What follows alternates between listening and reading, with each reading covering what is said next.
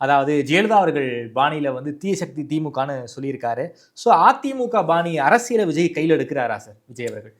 அதாவது அவர்கள் மாதிரி இல்லை, இவர்கள் மாதிரி இல்லை, நான் புது மாதிரின்னு சொல்லி ஏன் அந்த வார்த்தையை கடன் வாங்குறீங்க? புதுசாக கண்டுபிடிக்க முடியலையா? இல்லை ஸ்கிரிப்ட் ரைட்டர் வந்து அதிமுகலேருந்து வந்துட்டாரா? எனக்கு புரியல. நீங்கள் திமுக விமர்சிக்கணும், ஆமாம், கடுமையாக விமர்சிங்க. இதை விட ஒரு கடுமையான வார்த்தை என்னைக்கு நான் தரேன். திமுகவை இப்படி சொன்னால் திமுக அதிரக்கூடிய வார்த்தை என்கிட்ட இருக்குது. ஏன் அந்த வார்த்தை உங்களால் கண்டுபிடிக்க முடியாதா? அதுக்கிட்ட அதிமுக கிட்ட போய் கடன் வாங்கிட்டு வரீங்க. தீய சக்தி, ஜெயலலிதா ஏன்னு சொன்னார், எம்ஜிஆர் ஏன்னு சொன்னார், நான் யோசித்து பார்த்தேன். இவ்வளோ கடுமையான வார்த்தை தேவையான்னு கேட்ட யோசிக்கும் போது எனக்கு தடுமாற்றமாக இருந்தது.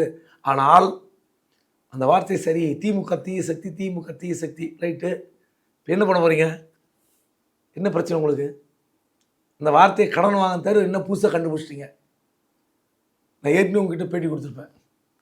திமுக ஆட்சியில் ஆன்டி இன்கம்பன்சி இருக்கு.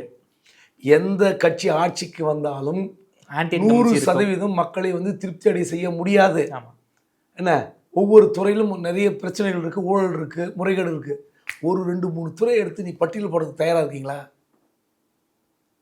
அரசியல் தெளிவு, அரசியல் புரிதல், அரசியல் அறிவு எதுவுமே கிடையாதுங்க விஜய் கட்சிக்கு.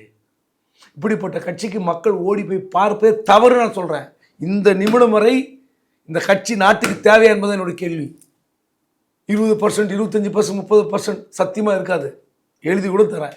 ஓகே, அது ஒரு கட்சி தேவையா இல்லையான்றது நாட்டு மக்கள் முடிவு செய்யணும். நான் மக்களுக்கு ஒரு அறைகோல் விடுக்கிறேன். தயவு செய்து உங்களுக்கு பிடிக்கல நோட்டா கூட ஓட்டு போடுங்க. ஆனால் இப்படிப்பட்ட கட்சிக்கெல்லாம் ஓட்டு போடுறாதீங்க. இது வந்து நீங்கள் செய்கிற மிகப்பெரிய பாவகாரியம். இது விஜய்க்கு ஓட்டு போடுவது பாவம், மிகப்பெரிய பாவகாரியம். நான் பச்சையாக சொல்கிறேன், அறைகோல் விடுக்கிறேன். ஏன் சார் அப்படி என்ன சார் விஜய் வந்து பண்ணிட்டாரு? வாங்க அரசியலுக்கு வாங்க.